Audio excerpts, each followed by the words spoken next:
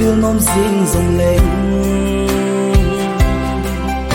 sinh súc miết đi hốt bal băng ai khen rũi vùng đây ngay chung lâu cả hiền lâu sẽ na đất kinh nếp na hồ Bismillah zeno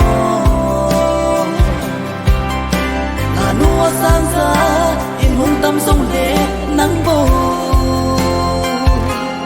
cả tay bi in lung tuk dễ hồ in mô số na ti lung ra lu vi anna băng vi ngô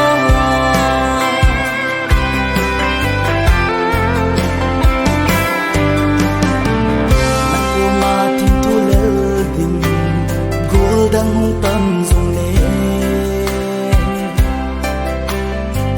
hình lâu xin ô bồi ta phải lại là thương tu danh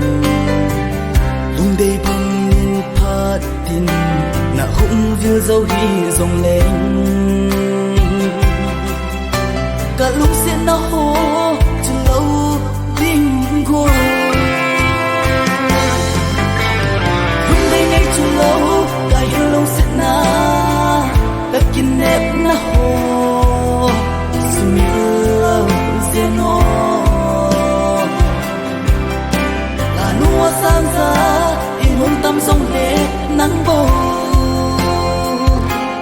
cả tay bi in lung tuk dễ hồ in mô số na ti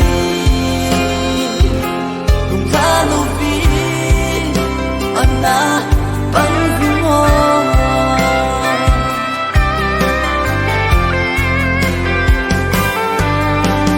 kê liên bôi khen na đinh thiên cư chân lệ số dễ nhìn ý gian là dòng lệ tô đẹp dinh nhìn cả lung xin na lâu cả hiền lâu sẽ na đất kinh nếp na hồ Bismillah zeno là nua sang ra in hôn tâm sông lệ nắng bầu cả tay bi in lung tuk dễ hồ in mô số na ti lung ra lâu anna băng vi ngô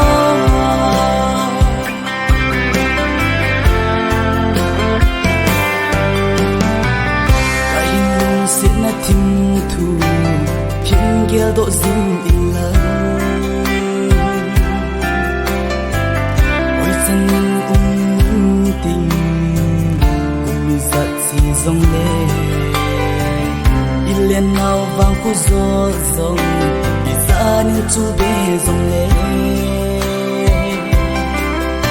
cả lưng xin na vang cùng buồn chu buồn đi